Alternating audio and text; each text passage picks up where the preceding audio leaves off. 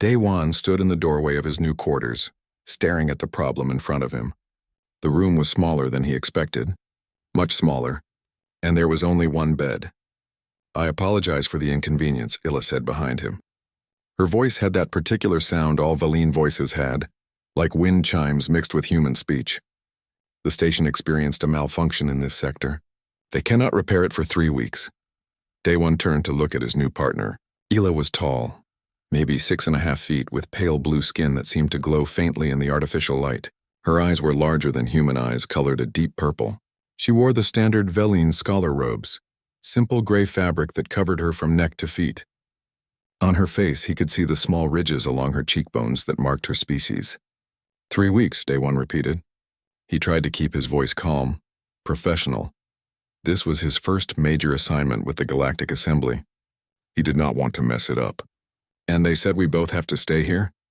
"Correct," Illa replied. She walked past him into the room, carrying a small container with her belongings. "All other quarters are occupied. The station is at full capacity due to the cultural exchange program. They offered to find us space in different sectors, but that would mean ending our partnership. Our work on the translation project would be assigned to others." Day-Wan watched as she placed her container on the desk. The room really was small. There was the bed, a sleeping platform about 6 feet wide. There was a desk with 2 chairs, a small bathroom area behind a privacy screen, a storage wall. That was it. "I see," he said finally. He stepped inside, letting the door close behind him. "I guess we make it work then." Illa turned to face him. For a moment, something flickered across her face. The ridges on her cheeks showed a faint glow, just for a second, then gone. Day-Wan had studied Valine biology before coming here. That glow meant embarrassment or discomfort. But her voice remained perfectly steady. "My people do not concern themselves with such primitive worries. Sleeping arrangements are merely practical matters. I assure you this will not be a problem." "Right," Day-Wan said. He tried to smile, though he was not sure if Valine understood human smiles. "Practical. No problem." The first night was awkward. They had spent the day in the translation center, working with the other cultural exchange teams. Day-Wan and Illa were assigned to translate classic human literature into formats the Galactic Assembly could understand and share with other species. Today they had worked on a collection of Korean poetry from the 21st century. Day-Wan explained the cultural context while Illa analyzed the linguistic patterns. She was brilliant. Day-Wan had to admit that. Her mind worked like a computer, seeing patterns and connections he missed. But she also missed things too, emotional nuances, the feeling behind the words. When he tried to explain why a particular poem about a grandmother's hands was beautiful, she just nodded politely and took notes. Now they were back in their quarters. It was late in the station's artificial night cycle. Time to sleep. Day-Wan changed in the bathroom area while Illa waited outside. When he came out wearing his sleep clothes, she went in to change. He climbed onto one side of the sleeping platform and lay down, facing the wall. His heart beat faster than he wanted to admit. This was crazy. He was 28 years old, a trained xenolinguist, and he was nervous about sharing a bed with an alien colleague. It should not matter. It was just sleeping. But humans were social creatures. Personal space mattered to them, even when logic said it should not. Illa came out of the bathroom. He heard her footsteps, soft, barely audible. The platform shifted slightly as she climbed on the other side.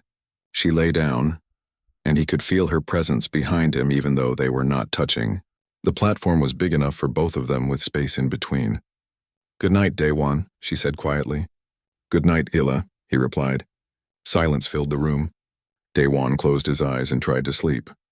But his mind would not stop working. He thought about the translation project. He thought about Earth, millions of miles away. He thought about how strange it was to be here, on a space station sharing a room with someone from another world. Behind him, he heard Illa's breathing. It was slower than human breathing, with longer pauses between each breath. He wondered if she was having trouble sleeping too. Or did Valine fall asleep as efficiently as they did everything else? The next few days followed the same pattern. They worked together during the day, translating human stories and poems. They ate meals in the station cafeteria with the other exchange teams. They returned to their quarters at night, changed in turns, and slept on opposite sides of the platform. Day-Wan started to learn more about Illa. She had studied Earth languages for 6 years before this assignment. She could speak Korean, English, and 3 other human languages perfectly. She had volunteered for this program because she wanted to understand why humans were so different from other species in the galaxy. "Your people confuse the assembly," she told him one evening as they worked. "You are not the strongest, not the smartest. Your technology is still developing, but you have something others do not have." "What's that?" Daewon asked. Ela paused, considering her words. "You feel things. Not just basic emotions, all species have those. But you feel them deeply, intensely. It affects everything you do. Your art, your decisions, your relationships. The assembly does not understand how a species can function this way." Daewon thought about that. "And what do you think?" "I think it makes you unpredictable," Ela said, "but also interesting." That night, as they lay on their separate sides of the platform, Daewon found himself thinking about her words. The Velian had advanced technology. They lived longer than humans, some over 200 years. They had joined the Galactic Assembly centuries before Earth made contact. But they did not feel things the way humans did. They had trained themselves to be logical, controlled, efficient. Was that better? Or just different? He heard Ila shift behind him. Then her voice came through the darkness, quieter than usual. "Daewon? Yeah? Thank you for not making this situation uncomfortable." He smiled even though she could not see it. "Thank you too. I was concerned," she continued. "I read that humans value personal space highly. I worried this arrangement would be difficult for you." "It's okay," Daewon said honestly. "You've been respectful. We're making it work." "Yes," Ila said softly. "We are." Silence returned, but it felt different now.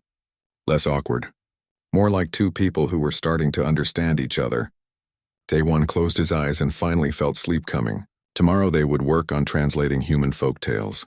Ila would ask her careful questions. He would try to explain things that did not translate easily into logic, and at night they would return here, to this small room, to this shared space. It was strange, but maybe strange was okay. Behind him, Ila's breathing had slowed into the pattern of sleep. Daewon let himself relax. 3 weeks suddenly did not seem so long after all. The first week passed slowly. Daewon learned to recognize the small sounds Ila made. The soft rustle when she turned the pages of her datapad. The quiet hum she made when she was thinking hard about a translation problem. The way her footsteps barely made any noise when she walked around their quarters. Their work in the translation center was going well. Too well, actually. The other teams were struggling with their assignments.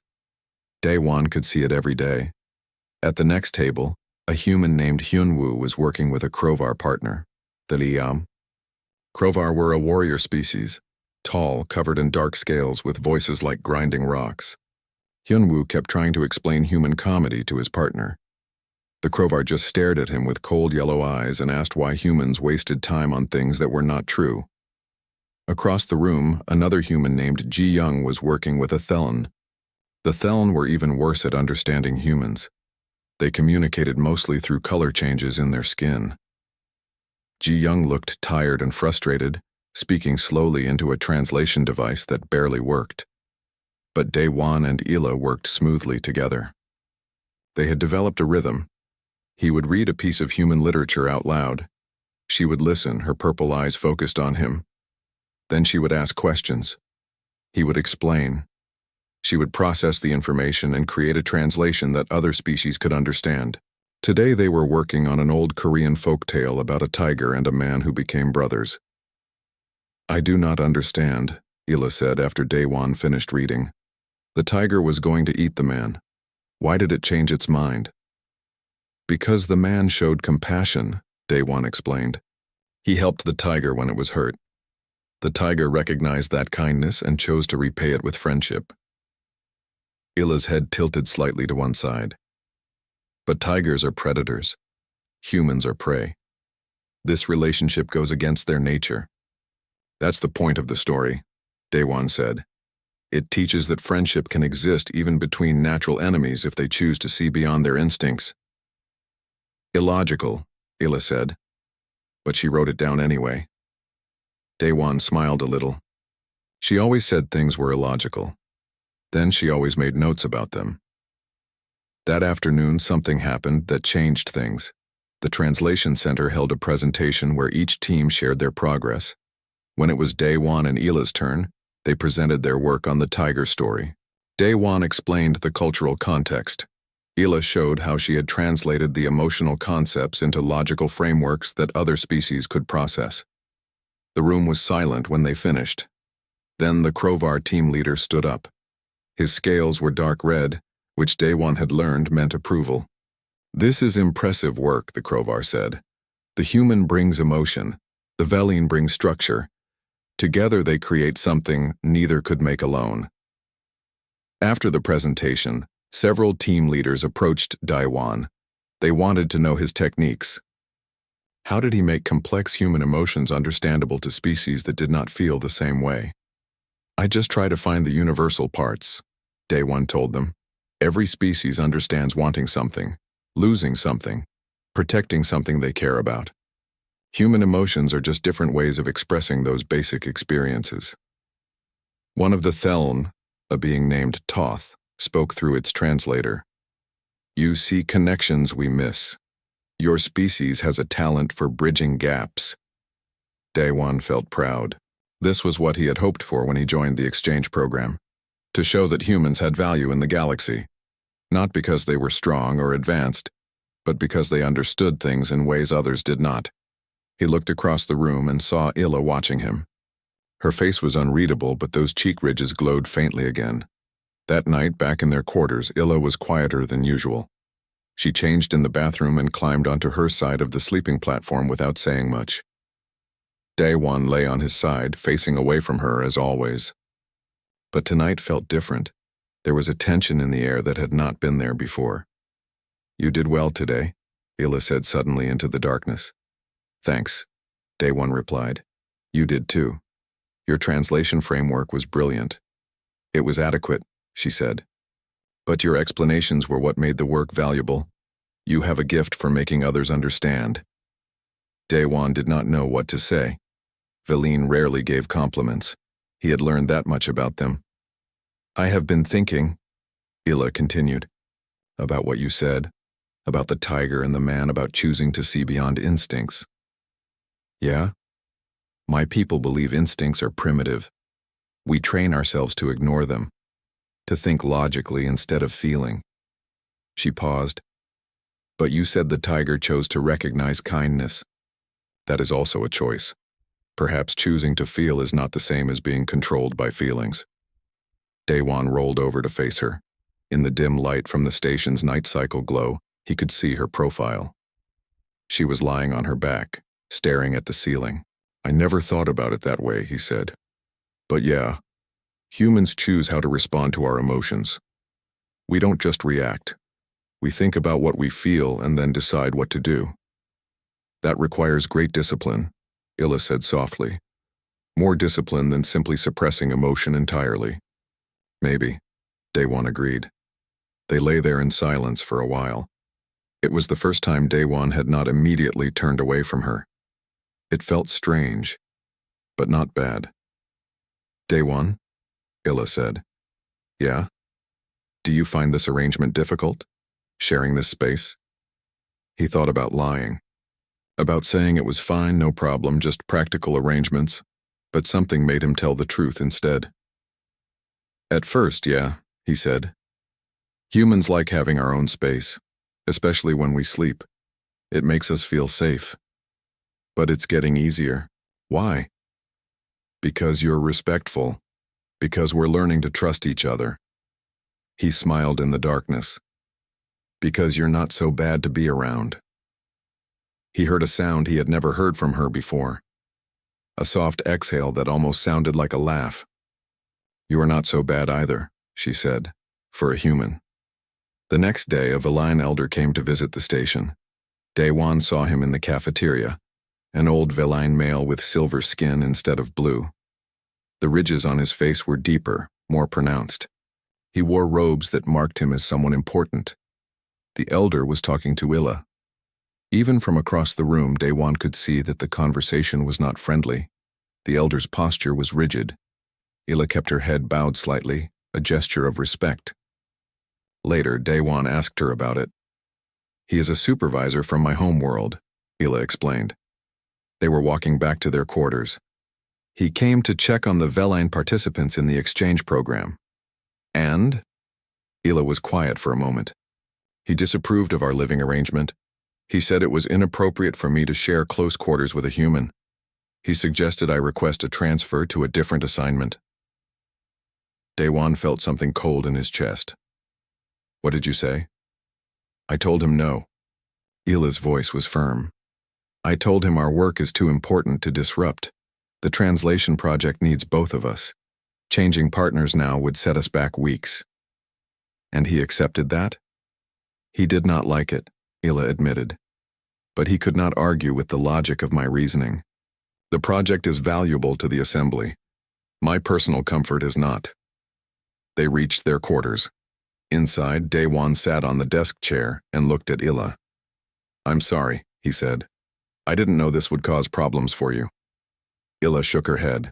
It is not your fault. My people have very strict social rules. They do not understand how other species live. They think their way is the only correct way. Do you think that? Daewon asked. Hila sat on the edge of the sleeping platform. For a long time she did not answer. Then she looked up at him with those deep purple eyes. I used to, she said quietly. But I am beginning to question many things I once believed. That night when they lay down to sleep, Daewon felt the difference. Something had shifted between them. They were not just colleagues sharing a room anymore. They were becoming something else. Something he did not have a name for yet. Friends, maybe. Or something more complicated than that. Good night, Hila, he said. Good night, Daewon. This time the silence that followed felt comfortable. Natural. Like they had been doing this for years instead of just days. And for the first time since arriving on the station, Daewon fell asleep without worrying about the morning. The station alarm woke them at 3 a.m. Daewon sat up immediately, his heart pounding. The red emergency lights were flashing. A mechanical voice was speaking through the comm system in multiple languages. Emergency drill in progress. All personnel remain in quarters. Lockdown procedures activated. Duration 16 hours. 16 hours? Daewon said aloud. He looked over at Hila, who was already sitting up on her side of the platform. It is a standard safety procedure, she said calmly. They test the lockdown systems once every 6 months. We must stay here until the drill is complete. Daewon ran a hand through his hair. 16 hours in this small room? Yes? Hila stood up and walked to the door. She pressed her hand against the control panel. Nothing happened. The locks are engaged. We cannot leave. They looked at each other in the flashing red light. Then Hila did something unexpected. She smiled. It was a small smile, barely there. But it was the first time Daewon had seen her smile at all. I suppose we will have to entertain each other, she said. The first few hours were okay. They had breakfast from the food storage, nutrition bars and water. They worked on their translation project using their data pads. They talked about work things, safe things. But by hour 6, they had run out of work to discuss. The room felt smaller than ever. Daewon was pacing back and forth. He had too much energy and nowhere to put it. You are anxious, Hila observed. She was sitting on the sleeping platform, watching him. Yeah, Daewon admitted. I don't like being locked in. Humans need space, movement. We're not good at sitting still for long periods. Tell me why, Hila said. Daewon stopped pacing. What? Tell me why humans are this way. I want to understand. So Daewon sat down on the floor, leaning against the wall, and tried to explain. He told her about Earth's history, about how humans evolved as hunters and gatherers, always moving, always exploring, about how humans needed social connections but also personal freedom. We're contradictory, he said. We want to be part of a group, but we also want to be individuals. We need others, but we need space from others too. It doesn't always make sense, even to us. Hila listened carefully. Then she said something that surprised him. My people are not so different. We just chose a different solution to the same problem. What do you mean? Hila moved to sit on the floor across from him. Her long legs folded elegantly beneath her. Veline history is violent, she said. Thousands of years ago, we nearly destroyed ourselves. Not through war with other species, through war with each other. We felt things too strongly. Love turned to obsession, pride turned to rage, fear turned to hatred. Our emotions controlled us, and we almost went extinct because of it. Daewon had not known this. So you learned to suppress emotion. Yes, our ancestors developed mental disciplines, meditation techniques, chemical treatments. Over generations, we trained ourselves to think logically instead of feeling deeply. It saved our species. She paused, her purple eyes distant. But we lost something too. What did you lose? Connection, Illa said softly. We lived longer than humans. Some Velian live 200 years or more. But in all that time, we rarely formed deep bonds. We have colleagues, partners for reproduction, but not friends. Not the way you describe friendship. That sounds lonely, Daewon said. Illa looked at him. I did not know it was lonely until I met you. The words hung in the air between them. Daewon did not know what to say. He could see something in Illa's expression he had never seen before. Vulnerability. Real emotion breaking through her controlled exterior. You feel things so openly, Illa continued. You laugh. You get frustrated. You show kindness without calculating whether it benefits you. You trust easily. Sometimes too easily. She looked down at her hands. I envy that. I have spent my whole life training myself not to feel, and now I wonder if my people made a mistake. You feel things, Daewon said gently. I've seen it. Your cheek ridges glow when you're embarrassed. You get focused when you're interested in something. You care about doing good work. Those are feelings. Small feelings, Illa said. Controlled feelings. Nothing like what humans experience. Daewon thought about that. Then he asked, do you want to feel more? Illa was quiet for a long time. The emergency lights continued flashing, painting her face in alternating red and shadow. Finally she spoke. Yes, she whispered.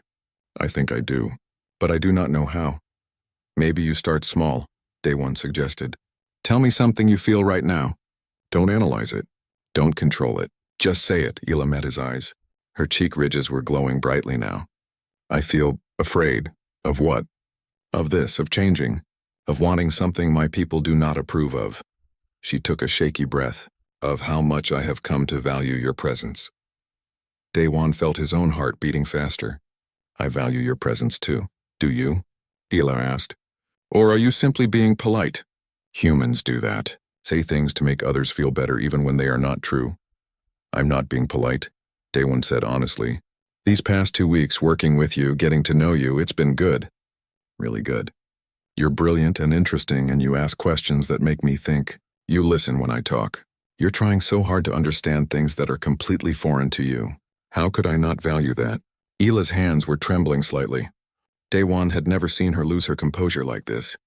On my world, what I am feeling would be considered a weakness, she said. Attachment to another being, especially a being from another species. It is illogical, impractical. It serves no purpose. But you feel it anyway, Daewon said. Yes. Illa looked at him with those deep purple eyes, and for the first time he saw real fear there. I feel it anyway, and I do not know what to do with these feelings. Daewon moved closer to her, not touching but close enough that he could see the patterns in her skin, the way her ridges caught the light. You don't have to do anything, he said softly. You can just feel them. That's enough. You don't have to act on every feeling. You don't have to make it make sense.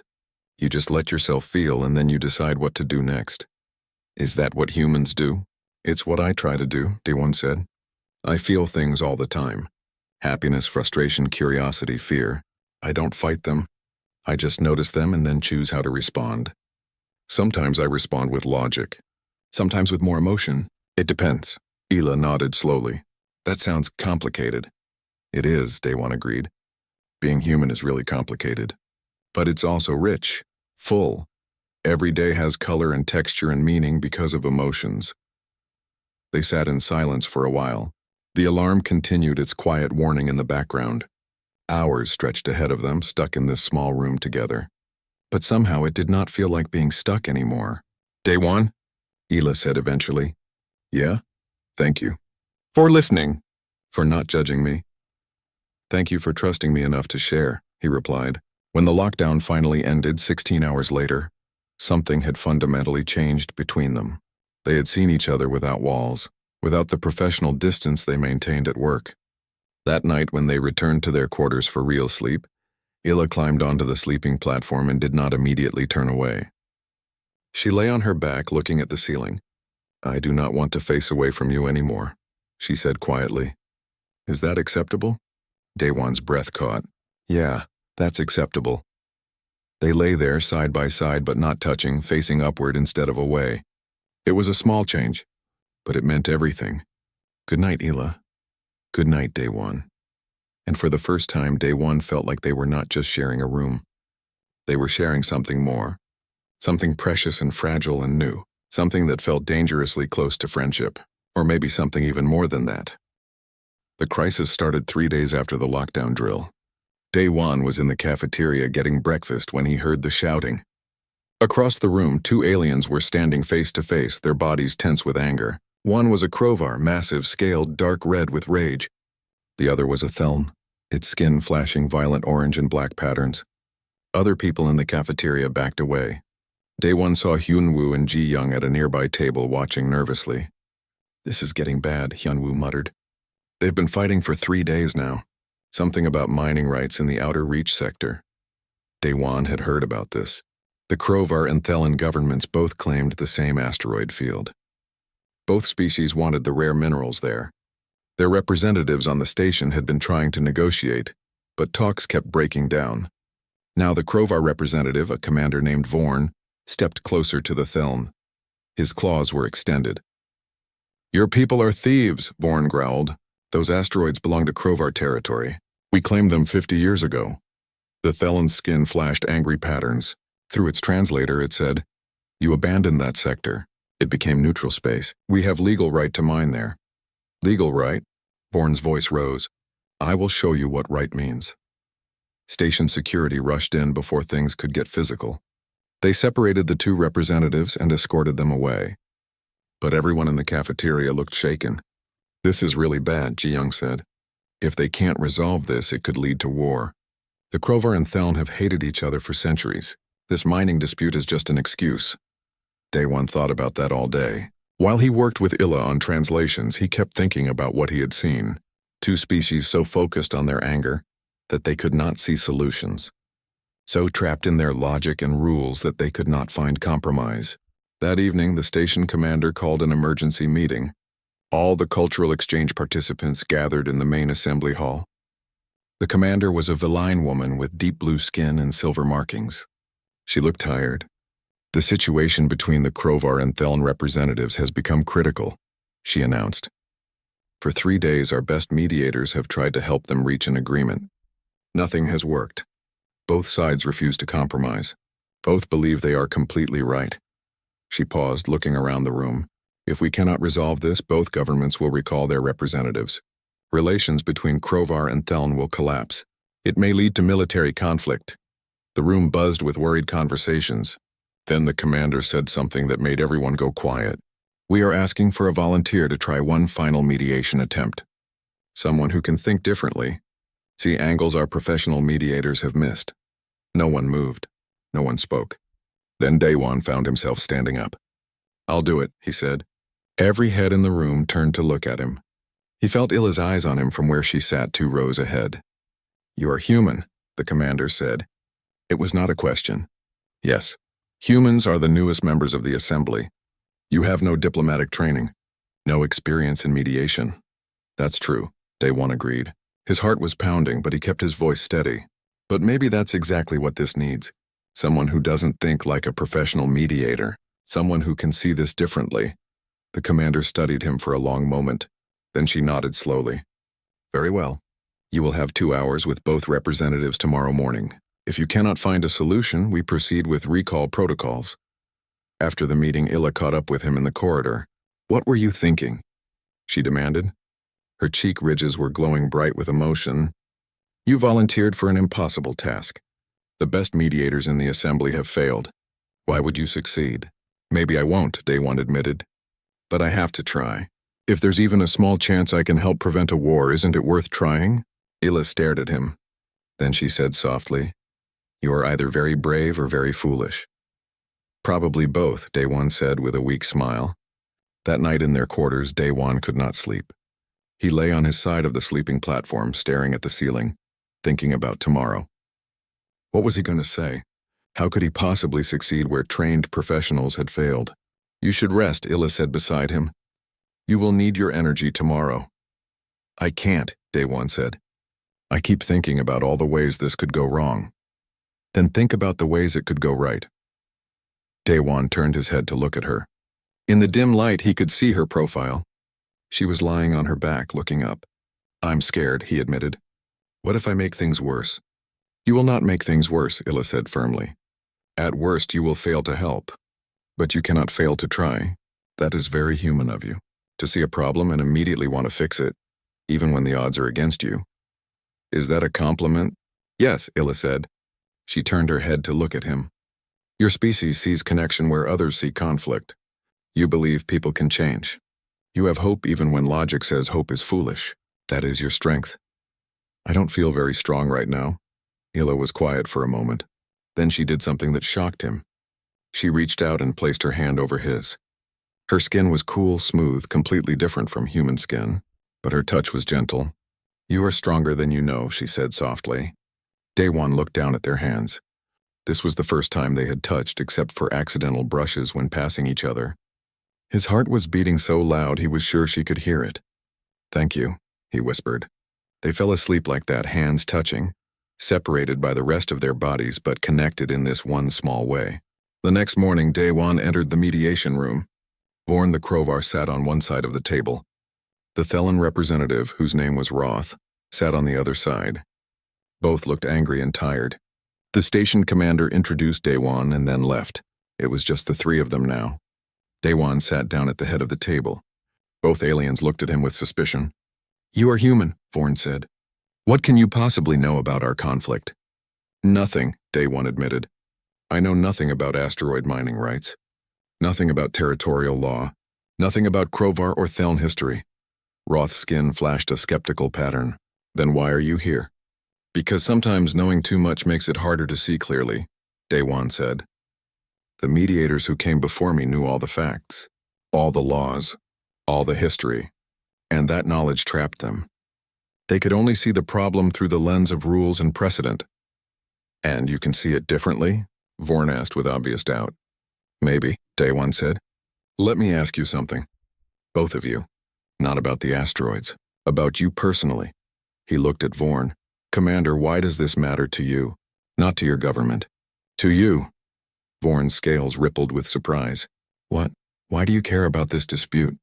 There must be a reason beyond just following orders. Vorn was silent for a long moment. Then he said, My clutch brother died mining asteroids in that sector, 40 years ago, before we abandoned it. This is his territory, his sacrifice. Giving it to them dishonors his memory. Daewon nodded slowly. Then he turned to Roth. And you? Why does this matter to you? Roth's skin pattern shifted through several colors before settling on a deep blue. Through the translator, Roth's voice was quieter. My colony world is dying. We need those minerals to save it. 20 million Theln live there. Without these resources, they will perish. Daewon sat back. So you're fighting about honor and survival, not really about asteroids at all. The asteroids are the issue, Vorn insisted. No, Daewon said gently. The asteroids are just rocks. You're fighting because Commander Vorn needs to honor his brother's memory, and Roth needs to save his people. Those are the real issues. And those are both valid. Both aliens stared at him. But we cannot both have the asteroids, Roth said. Maybe not, Daewon agreed. But maybe you can both get what you really need. He leaned forward. Commander Vorn, what if the mining operation was named after your brother? What if Crovar history officially records that these minerals came from territory he helped claim? His sacrifice would be honored forever. Vorn's scales shifted color slightly. Continue. And Roth, what if the Crovar provided the ships and equipment for mining, but the Theln got first access to the minerals they need? The Crovar have better mining technology anyway. You'd extract the resources faster, more efficiently. Both your people benefit. A joint operation. Roth's skin flashed thoughtful patterns. More than that, Daewon said. A partnership. You share the sector. You both claim it. You both benefit from it. And in the process, maybe you turn enemies into allies. Vorn and Roth looked at each other. Really looked at each other. Maybe for the first time. This would require trust, Vorn said slowly. Yes, Daewon agreed. A lot of trust. But right now your people are about to go to war over rocks in space. Is that really better than trying to trust each other? The room was silent. Then Roth's skin shifted to a cautious green. I would consider this proposal. If the Krovar would agree to certain safeguards. I would need guarantees, Vorn said. But I also would consider it. They talked for another hour, working out details. Daewon mostly just listened, occasionally asking questions or pointing out common ground. He did not solve their problem. But he helped them see each other as people instead of enemies. When they finally left the room, they had the outline of an agreement. It would need approval after the mediation success. Things changed on the station. People looked at Daewon differently. Other teams asked him for advice on their projects. The station commander invited him to diplomatic meetings. Even species who had barely acknowledged humans before now showed respect. But the biggest change was with Illa. She started asking him questions that had nothing to do with their work. Personal questions. Human questions. Tell me about your family, she said one evening. They were sitting at their desk, but neither was working. The translation project for the day was finished. My family? Daewon pulled out his datapad and showed her pictures. This is my grandmother. She raised me after my parents died. She's 78 now, back on Earth and Seoul. Ila studied the image carefully. She looks kind. How can I tell from just a picture? It's in her eyes, Daewon said. The way she smiles. Humans learn to read faces very carefully. We see emotions in tiny details. What is she like? Daewon smiled, remembering. She tells stories. About the old days before first contact with aliens. About my parents. She cooks traditional food and insists I eat too much. She worries about me constantly. He laughed softly. She cried when I told her I was coming to the station for 3 weeks. Said it was too dangerous. But you came anyway. Yeah, because this was important. Because I wanted to prove that humans belong in the galaxy. He looked at Illa. Because I wanted to meet people like you. Illa's cheek ridges glowed. People like me? People who are different. Who think differently. Who teach me things I never knew I needed to learn. Illa was quiet for a moment. Then she said, I never knew my grandparents. Feline do not have close family bonds the way humans do. We are raised communally, efficiently. Everyone receives the same education, the same training. It is logical. But is it happy? Daewon asked gently. Illa looked down at her hands. I do not know what happy means. Not the way you mean it. We have contentment. Satisfaction in completing tasks well, but not joy. Not the feeling you describe when you talk about your grandmother. Do you want to feel that? Yes, Illa whispered. More and more I want to feel everything. Over the next few days, Illa started changing. Small changes that maybe no one else noticed, but Daewon saw them. She laughed at one of his jokes. A real laugh, not just a polite acknowledgement. She chose to sit next to him in the cafeteria even when there were other empty seats. She started staying up later, talking with him about things that did not matter. Random things. Human movies she had watched to understand Earth culture. The strange food in the station cafeteria. The way stars looked different from the observation deck. And at night, they no longer maintained careful distance on the sleeping platform. They still did not touch much. But they were closer. Close enough that Daewon could hear her breathing. Close enough that when one of them moved, the other felt it. One night, Ila asked him about human relationships. I have been reading about human bonding practices, she said into the darkness.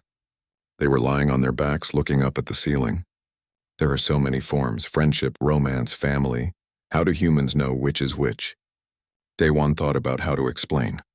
Sometimes we don't know. It can be confusing.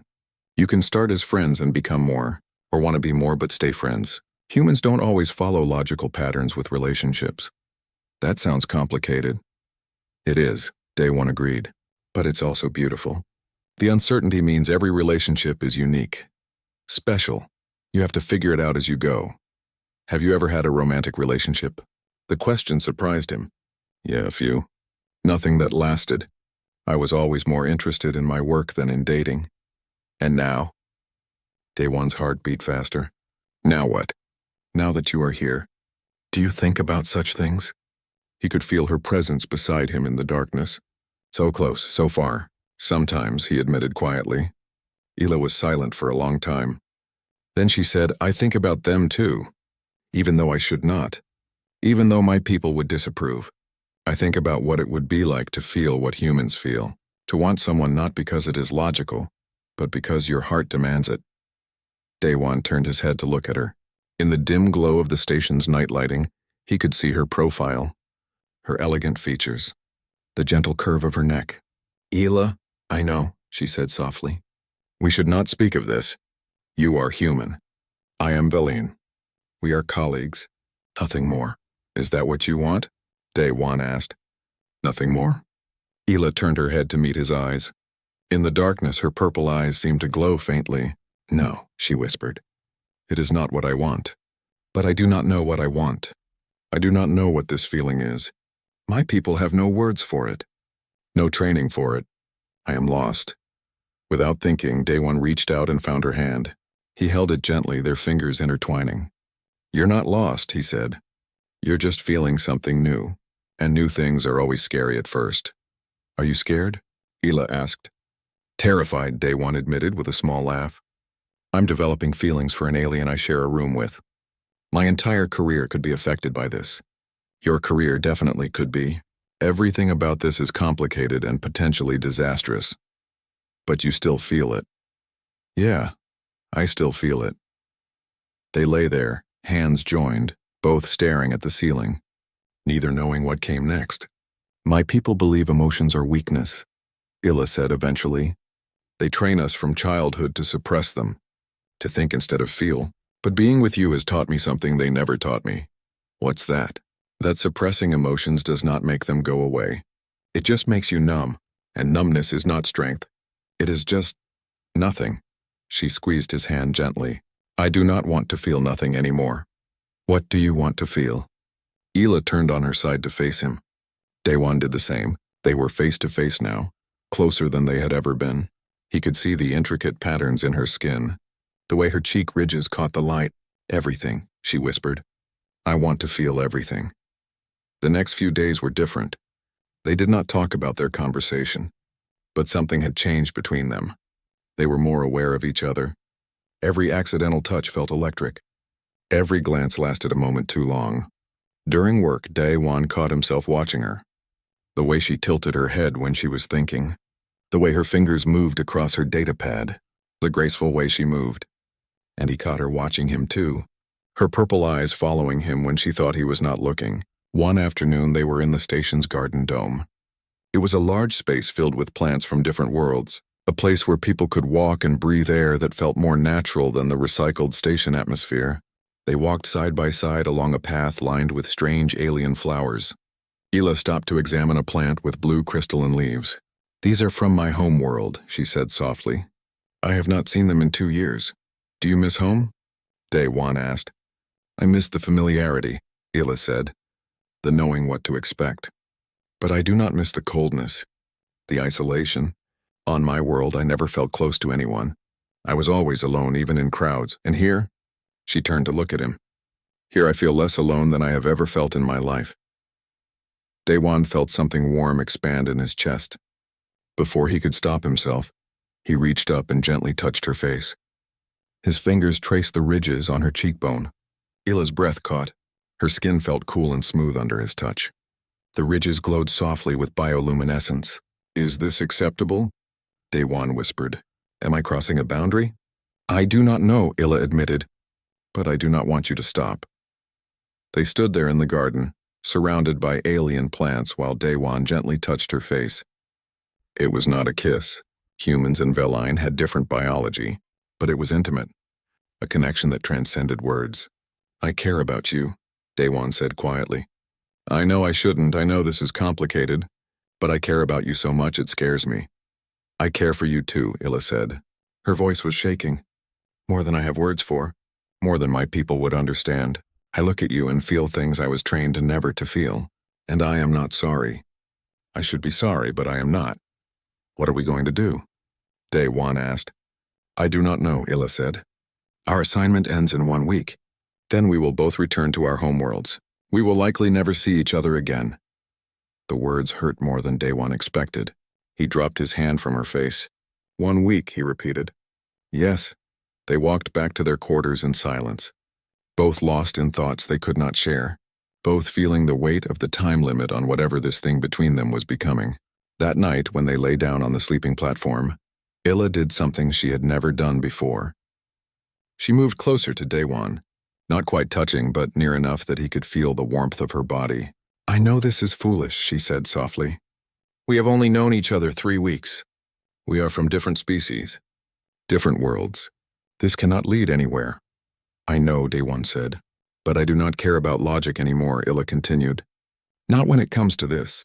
Not when it comes to you. Daewon turned to face her. In the darkness, he could just barely see her eyes. I don't care about logic either, he said. They lay there, facing each other, not quite touching, but so close. So impossibly close. And Daewon realized that Daewon woke up to find Illa already awake, sitting on the edge of the sleeping platform. Her back was to him, but he could see the tension in her shoulders. Couldn't sleep? He asked softly. She turned her head slightly. I received a message from my home world. They are very pleased with my work here. They are offering me a position at the Central Academy. It is the highest honor a Velian scholar can receive. Daewon sat up. That's amazing. Congratulations. I would leave immediately, Illa continued. As soon as our assignment ends. They want me to begin right away. Something cold settled in Daewon's chest. So you're going back in 5 days? Yes. Illa's voice was barely a whisper. I should be happy. This is what I have worked toward my entire life. Recognition, status, purpose. But you're not happy. Illa stood and walked to the window. Outside, the stars stretched endlessly in all directions. No, I am not happy, and that confuses me. Logic says I should accept immediately. This opportunity will never come again. Daewon got up and moved to stand beside her. They looked out at the stars together. What does your heart say? He asked. My heart? Illa turned to look at him. Her purple eyes were filled with an emotion he had never seen there before. Pain. My heart says things my people do not have words for. It says foolish things, illogical things. Tell me, Daewon said gently. Illa's cheek ridges glowed brightly. It says I do not want to leave you. It says 5 days is not enough time. It says that what I have found here in this small room with you is worth more than any position at any academy. Her voice broke slightly. It says I am falling in love with you and I do not know what to do with that feeling. Daewon felt his own heart hammering in his chest. She had said it.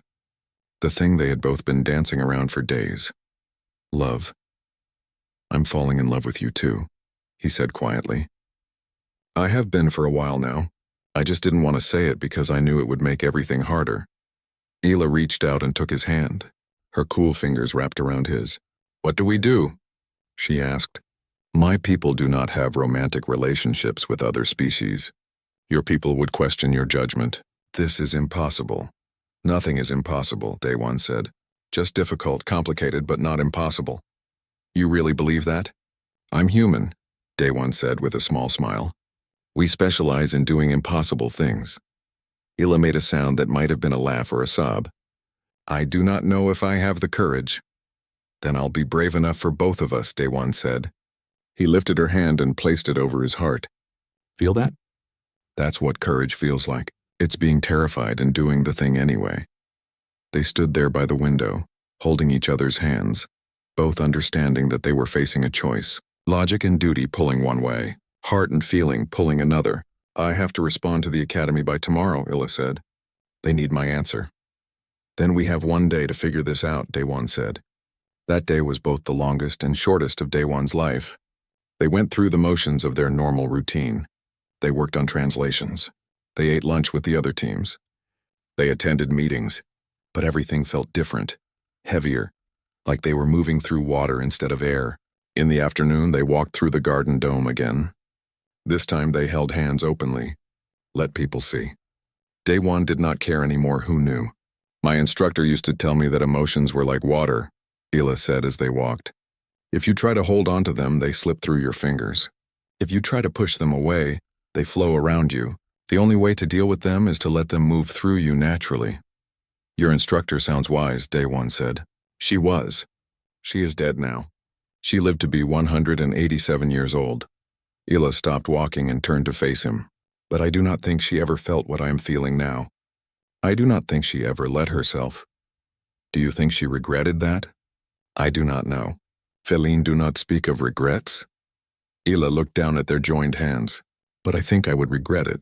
If I walk away from this, from you, I think I would regret it for all 187 years of my life. Then don't walk away, Daewon said. His voice was intense, pleading. Stay or let me come with you. Or we find another solution. But don't just give up because it's easier. It is not about easy or hard, Ila said. It is about duty, honor. My people have given me everything.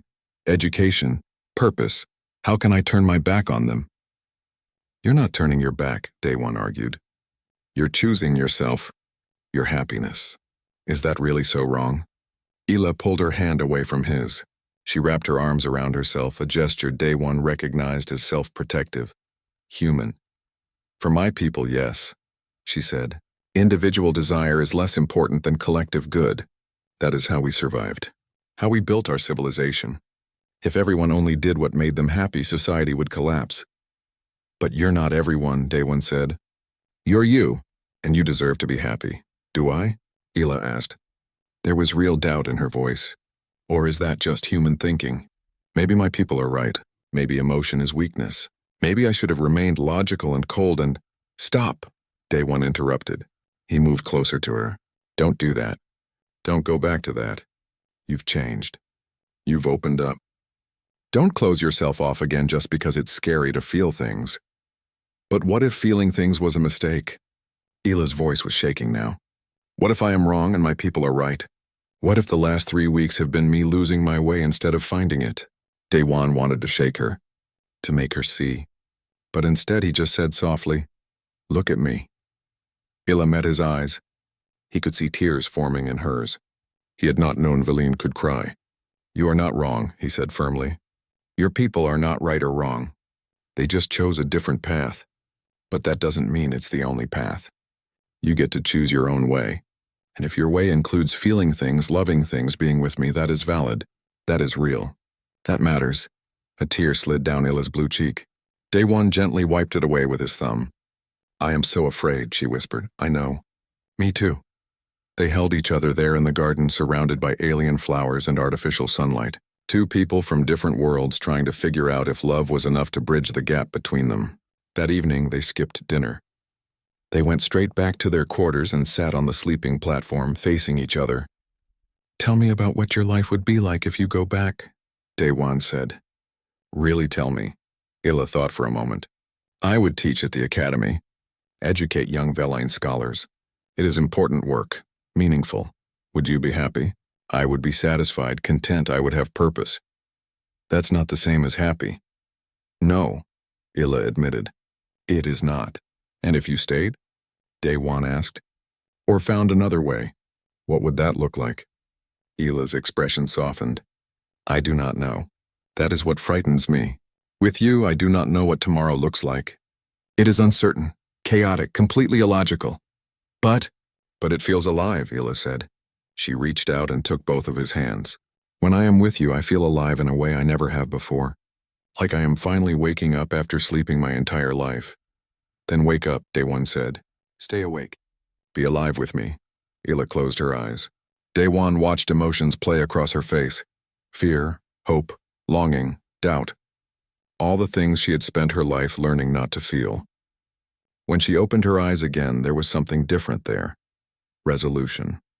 I do not know if I can give you the answer you want, she said quietly. But I can give you an honest answer. That's all I'm asking for. Ila took a deep breath. I will not accept the academy position. Not immediately. I will ask for time to consider. To explore other options. Daewon felt hope surge through him. Really? Really? I do not know what that means for us. I do not know what the future looks like. But I know I cannot just walk away from you, from this. I need more time to understand what I am feeling. To decide what I truly want. How much time? I do not know, weeks, months, however long it takes. She squeezed his hands. Will you wait? Even if it is uncertain? Even if I cannot promise you anything? Daewon smiled. I'm human. We're really good at hoping for impossible things. Ela laughed, a real laugh full of relief and joy and fear all mixed together. That night they lay down on the sleeping platform, and for the first time since meeting they held each other. Really held each other. Ela's head rested on Daewon's chest, his arms wrapped around her, her cool skin against his warmth. "This is nice," she murmured. "Yeah," Daewon agreed. "This is really nice. I am still afraid." "Me too. But we'll figure it out together." "Together," Ela repeated, like she was testing the word. I like the sound of that. 4 days left. Then 3, then 2. But now those days felt different. Not like an ending, like a beginning. Neither of them knew what would come next, but they knew they would face it together. And somehow that was enough. Daewon woke up with Ela still in his arms. She was already awake, her purple eyes looking at him in the soft morning light. "Good morning," he said softly. "Good morning," she replied. Her hand rested on his chest, feeling his heartbeat. "I sent my response to the academy last night, while you were sleeping." Daewon's breath caught. "And? I asked for a 6-month delay. I told them I wanted to continue my research here, working with human culture, learning more before I commit to teaching others." She paused. They were not happy, but they agreed. 6 months. Then I must give them my final answer. Relief flooded through Daewon. 6 months. We have 6 months. Yes, though I do not know where we will spend them. Our quarters assignment ends today. I must return to the Veline sector of the station. You must return to Earth or find other work. Actually, Daewon said, a smile spreading across his face, I might have a solution to that. Later that morning, they met with the station commander. She looked at them both with her unreadable Veline expression. "You wish to extend your cultural exchange partnership?" she asked. "Yes," Daewon said. "Our translation work has been successful. More successful than any other team. We want to continue it, expand it, help other species understand human culture better." The commander turned to Ela. "And you, Scholar Ela, you are willing to delay your return to your home world for this?" "I am," Ela said firmly. "My work here is not finished. There is still much to learn, much to teach." The commander was quiet for a long moment. Then she said something that surprised them both. "I know what you are doing, both of you." Daewon's stomach dropped. "Commander, She held up a hand to stop him. "I am Valine. We are trained to observe, to see patterns. I have watched you both over these weeks. I have seen how you look at each other, how you have changed each other." Ela's cheek ridges glowed with embarrassment. "I apologize if we have been inappropriate." "Inappropriate?" The commander's expression shifted slightly. It might have been a smile. "No, you have been human. And you, Scholar Ela, have been learning what it means to feel. There is nothing inappropriate about that." She stood and walked to the window of her office, looking out at the stars. "I was stationed on Earth once," she said. 40 years ago, when first contact was new. I spent 3 years there learning about humans. And I met someone, a human man. He was kind, patient. He taught me things my people never taught me." Daewon and Ela exchanged glances. "What happened?" Ela asked quietly. "I left," the commander said. "I returned to my duties. I never saw him again. It was the logical choice, the correct choice." She turned to face them. "It was also the greatest regret of my life." The office was silent. "I approved your request," the commander said. "You will have new quarters. Separate rooms this time if you wish. You will continue your translation work. You will have 6 months to figure out what this is between you, what it could become." "Thank you," Daewon said. His voice was thick with emotion. The commander nodded. "The galaxy is changing. Humans are teaching us all that logic alone is not enough. That feeling, connecting, loving, these things have value too. Perhaps it is time we old species learned from the young ones." As they left her office, Ela reached for Daewon's hand. They walked through the station corridors together. Not hiding, not ashamed. Other beings stared, some with confusion, some with judgment, but some with understanding, with approval. In the cafeteria, they found Hyunwoo and Ji-young sitting with their alien partners. The relationships looked easier now, more comfortable. The whole exchange program had changed over the past 3 weeks. "Word is spreading," Hyunwoo said as they sat down, "about what you two have done. Not just the mediation thing. This," he gestured between them. "People are talking about it. about how humans and other species can connect on a deeper level. Is that good or bad? Daewon asked. Ji Young smiled. It's revolutionary. Some species think emotional connections with humans are valuable now. They're requesting more exchange programs, more partnerships. You two might have just changed how the galaxy sees our species. Later that afternoon, word came through official channels. The Crover and Thelen had signed their joint mining agreement. Commander Vorn and Roth had both sent personal messages to Daewon thanking him. You did that, Illa said as they read the messages together. You took two species that hated each other and helped them find common ground. We did that, Daewon corrected. I learned from you how to see beyond surface differences, how to find the logic in emotion and the emotion in logic. That evening they moved into their new quarters. As promised, there were 2 rooms, 2 separate sleeping areas. They stood in the main living space looking at the 2 doorways. So, Daewon said, you get 1 room. I get the other. Yes, Illa agreed. That is what the commander offered. They looked at each other. Or, Daewon said slowly, we could just use 1 room. Like before. That would be illogical, Illa said, but she was smiling. We have the space now. There is no need to share. Need is not the same as want, Daewon pointed out. Illa walked over to him. She placed her hand on his chest, feeling his heart beating fast. I want to share, she said softly. I want to fall asleep next to you. I want to wake up and see you there. I want to keep learning what it means to feel, with you beside me. Daewon wrapped his arms around her. She fit against him perfectly, despite their different biology, despite coming from different worlds. Then we share, he said. That night, they set up their belongings in just one of the rooms. The other room remained empty, a reminder that they chose this, that they wanted to be together. As they lay down on the new sleeping platform, Illa turned to face him.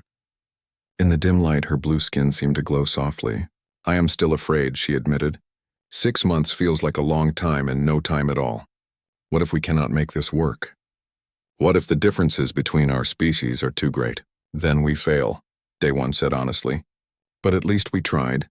At least we were brave enough to feel something real. Illa reached out and touched his face, her cool fingers tracing the line of his jaw. You have taught me so much. About courage, about hope, about what it means to be alive. You taught me things too, Daewon said. About patience. About seeing beauty in logic. About how love can grow even in the most unlikely places. Love, Illa repeated softly. I am learning that word. Learning what it means. With you, I think I am beginning to understand. They held each other close, 2 beings from different worlds, sharing one bed by choice now instead of necessity. What do you think will happen? Illa asked. In 6 months. When I must give the Academy my final answer. I don't know, Daewon said. Maybe you'll go back to your world. Maybe I'll find a way to come with you. Maybe we'll both stay here. Maybe we'll find some completely different path neither of us can imagine right now. That uncertainty would have terrified me a month ago. And now, Illa smiled against his chest. Now it feels like possibility. Like the future is not already written. Like I have choices I never knew I had. That's very human of you, Daewon said with a smile. Perhaps I am becoming a little bit human, Illa said. Just as you are becoming a little bit Veline. We are teaching each other, changing each other. Is that not what love does? Yeah, Daewon agreed. That's exactly what love does. The station lights dimmed further, signaling deep night cycle.